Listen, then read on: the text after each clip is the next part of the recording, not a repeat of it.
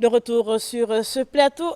Il y a un message qui dit bonjour, je serai à ce concert. C'est Citanium Sissi qui nous a envoyé ce message. Merci beaucoup, Cita. Merci pour la fidélité à la télévision nationale. Mais nous avons également Camus, notre Samba Camus, qui est en train de nous suivre à l'instant même à travers cette émission Zénith. Je l'avais dit, nous recevons sur ce plateau un jeune ambitieux, un jeune amoureux de son pays, un jeune patriote qui rêve de voir une Guinée réunie, mais surtout une Guinée qui avance dans l'entrepreneuriat jeune, je le précise. Voilà, donc nous recevons Monsieur Ali Badara, c'est un habitué de la maison et toujours disponible quand il le faut. Donc merci d'être là parmi nous ce matin. Monsieur Ali, bonjour. Sinon, j'ai rien dit de mauvais. Est-ce que j'ai dit quelque chose de mauvais? Non, en fait, naturellement, j'admire KDK. Oh, merci. Parce que tu donnes la joie de vivre. Avant-hier, je disais à Bangali, j'ai dit, mais Bangali KDK, la joie de vivre. Tu sais, la joie de vivre, est-ce que c'est un talent, c'est une qualité? Bonjour KDK, bonjour Bangali, et puis... Ça me rappelle quelqu'un qui me demandait est-ce que j'ai des problèmes. On me pose souvent, KDK, tu es sûr que toi tu as des problèmes? Tu es tout le temps en joie. Je dis, c'est pas ma joie qui va faire que je n'aurai pas de problème. Voilà, donc la faut joie faire de vivre. avec. Bonjour à ma soeur aussi. Bonjour. Ça va? Très bien. Très bien. Donc très, on très parle bien. Très bien. Ah oui, ça va chez moi très bien. Ah ouais? Ah ouais, très bien. Eh, Dieu. Il faut faire que l'homme là nous localise aussi, que nous aussi on dise qu'on va très, la très résilience. bien. Oui. D'accord. Tu ne peux pas penser que, vas-y, dis que ça ne va pas et toi tu es sur le plateau, l'autre est à l'hôpital. Oui. Je suis d'accord. Et puis l'autre même est au cimetière. Il ne revient plus. Oui. Au moment où toi tu dis que ça ne va pas, l'autre cherche à voir juste la route. En fait, les gens, dès que tu penses, ça va. Très bien. Moi, chez moi, quand même, ça va très très bien. Toute personne qui me donne... Qui me crée des stress, quelle qu'en soit ta qualité, je m'éloigne. C'est tout. C'est la solution. Pourquoi et comment entreprendre dans la jeunesse? Bien sûr, on va en parler, mais aussi à l'avènement de l'IA, de l'intelligence artificielle et tout. Est-ce que c'est avantageux? Est-ce que ça a des conséquences? Puisque vous entreprenez depuis longtemps, bien avant que l'IA commence à s'imposer et tout. On va voir s'il y a une différence ou si on peut profiter positivement de l'IA. Mais déjà, pourquoi entreprendre? Parce que aujourd'hui... Alors, une fois de plus, KDK, merci pour l'invitation, merci à nos téléspectateurs. Je profite de l'occasion naturellement pour saluer ma mère, Adja Aminata qui est avec moi maintenant à Conakry ici. C'est ma raison de vivre et je l'aime bien, je l'adore, je l'admire. Oh, bonjour maman. Alors, bonjour. Donc, je disais tantôt, je vais dire bonjour à la population de la Haute-Guinée dans un cadre général qui m'a vu naître et qui m'a fait une fierté récemment en me choisissant à mon insu. Je suis fier d'être de Cancan parce que Cancan vient de me prouver par A plus B que lorsque tu te bats pour une ville, naturellement la ville peut te reconnaître parce que j'ai été choisi à mon insu pour être sur la liste de la députation. Ça c'est une fierté. Donc Cancan, bonjour et bonjour à l'association Véridique et puis à tout le monde. Alors pour répondre à la question rapidement KDK, pourquoi entreprendre? C'est parce que c'est une nécessité. Voire même une obligation. D'accord. Pour tout jeune. Pour tout jeune. Dans le monde entier, en Afrique, mais singulièrement en Guinée. Il faut qu'on entreprenne. L'entrepreneuriat, comme le mot dit, entreprendre, c'est de commencer quelque chose. On ne peut pas évoluer sans commencer quelque chose. En aucun cas. J'ai dit la fois dernière sur ce plateau, je vais reprendre que la personne la plus importante, c'est toi. Alors moi, la personne la plus importante sur Terre, c'est moi. Après, c'est moi. Après, c'est moi.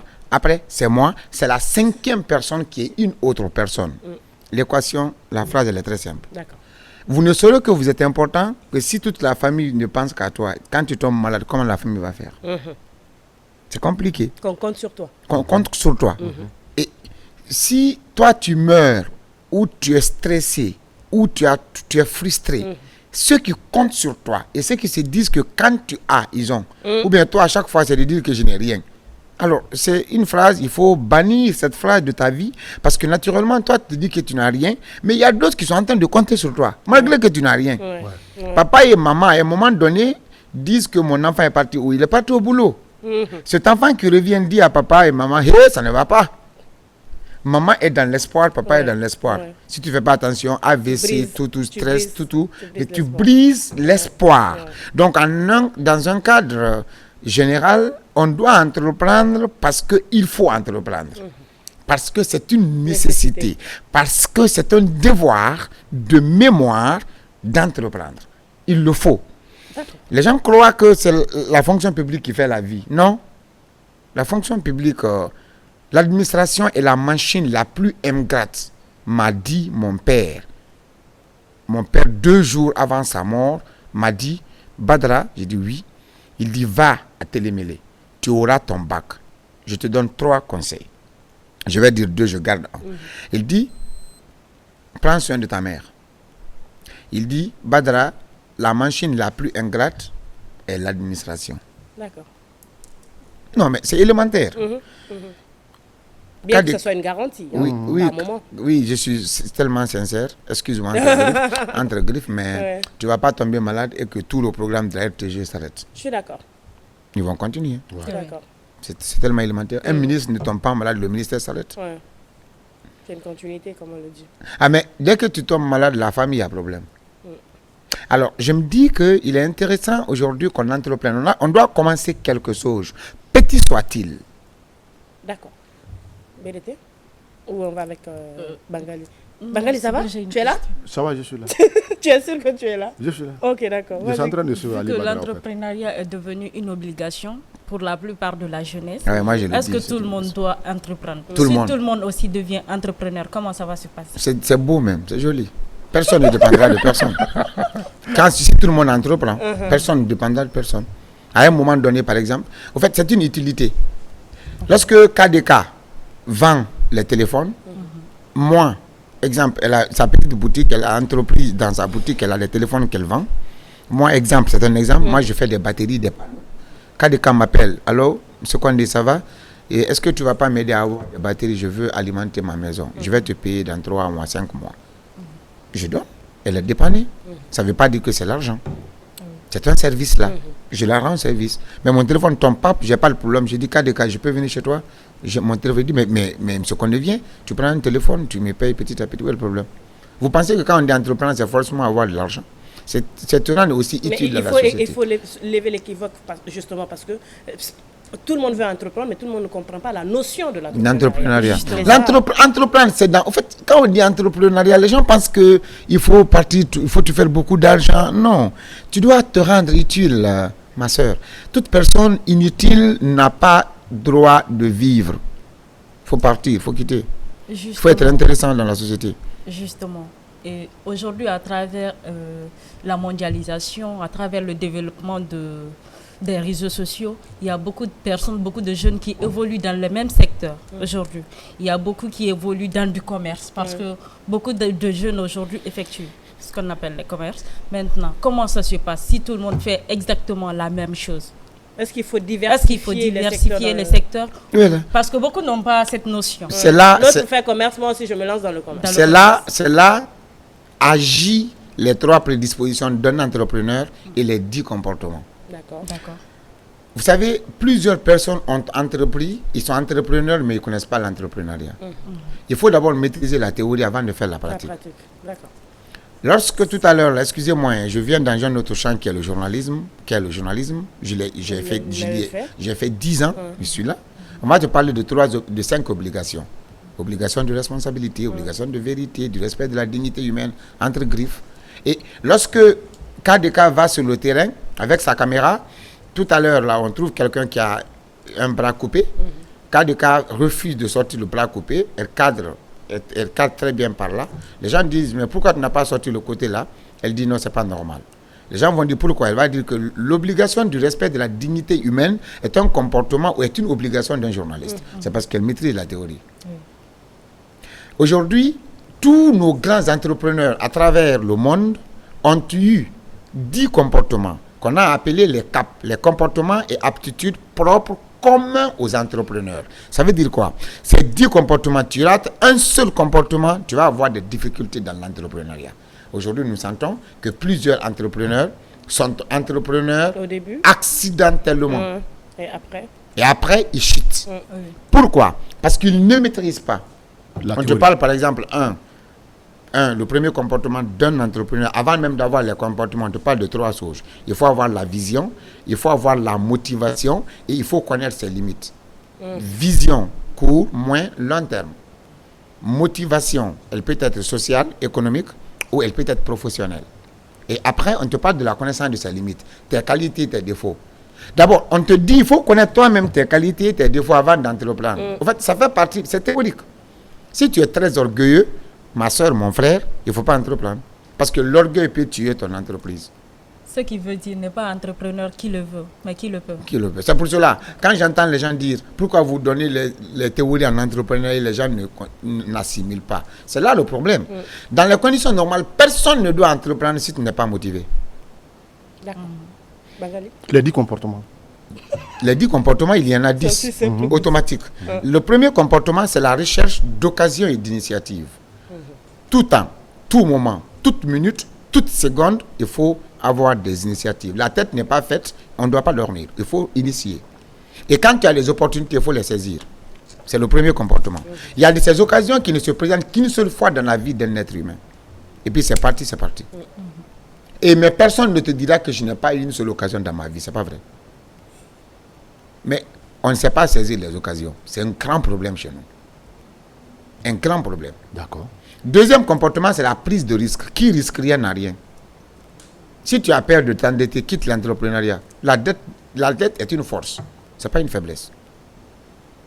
Alors, si tu prends des dettes, on te parle du respect des engagements, qui est le troisième comportement de l'entrepreneuriat. Ouais. Donc, prise de risque, tu peux t'endetter, prendre des marchandises avec KDK, rembourser après, mais il faut respecter les engagements. Ouais. Ça, c'est le troisième comportement. Le quatrième comportement, c'est la persévérance. Pourquoi tu vas rester? Pourquoi tu as peur? Vas-y. Tu échoues, lève-toi. Allez, vas-y, lève-toi. Et fonce, vas-y. Quatrième comportement.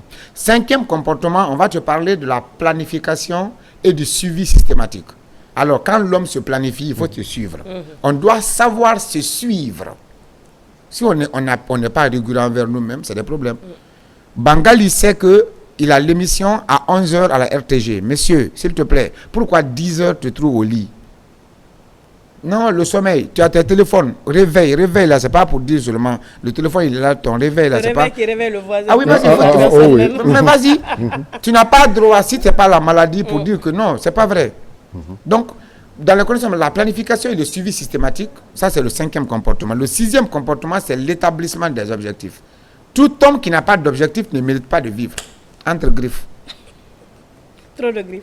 Ah oui, entre griffes. Parce que quand tu ne mérites pas de lion, il faut te tuer, non? Mais si tu n'as pas d'objectif dans la vie, c'est pour cela ceux qui ont des objectifs et ceux qui n'en ont pas ne vivent pas de la même manière. Ils n'évoluent pas de la même manière, ils n'ont pas les mêmes carrières. Il y a des gens, ils vont avoir des opportunités dans un régime où ils peuvent avoir 1000 milliards de dollars, beaucoup d'argent. Mais comme ils n'ont pas d'objectif, après ce régime-là, ils tombent. Ça, c'est le cinquième comportement. Sixième, ça, c'est le cinquième déjà. Sixième comportement, l'établissement des objectifs. Septième comportement, c'est la recherche de qualité et d'efficacité.